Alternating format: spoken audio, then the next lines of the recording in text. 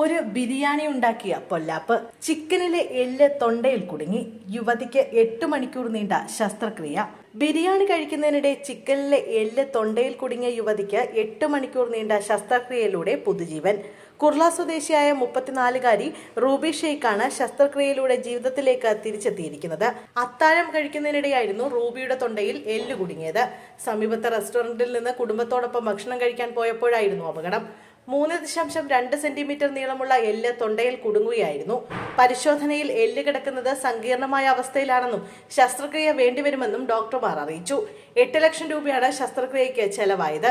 എല്ല് കുടുങ്ങിയതിനെ തുടർന്ന് ശ്വാസമുട്ടൽ അനുഭവപ്പെട്ടപ്പോൾ റൂബിയെ critical Asia ആശുപത്രിയിലേക്ക് കൊണ്ടുപോയി. അവിടെ നടത്തിയ എക്സ്റേയിൽ റൂബിയുടെ തൊണ്ടയിൽ ഒരു വസ്തു കുടുങ്ങിയതായി കണ്ടെത്തി.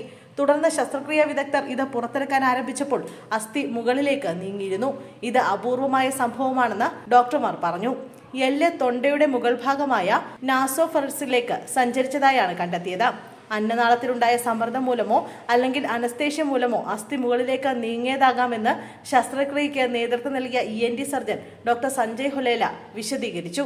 തൊണ്ടയുടെ അവസാനത്തിലും അന്നനാളത്തിന്റെ തുടക്കത്തിലും സ്ഥിതി ചെയ്യുന്ന കിക്കോഫാരിജിയൽ സിംഫിക്ടർ ദഹനനാളത്തിൽ ഏറ്റവും ശക്തമായ ഒന്നാണിത്. സാധാരണയായി അതിലൂടെ കടന്നുപോകുന്ന ഭക്ഷണം ഗലറ്റിലൂടെ മാത്രമേ നീങ്ങുകയുള്ളൂ. മുകളിലേക്ക് തിരികെ സഞ്ചരിക്കില്ല എന്നാണ് വാഡിയ ആശുപത്രിയിലെ ENT മേധാവി ഡോക്ടർ ദിവ്യ പ്രഭാത് പറയുന്നത്.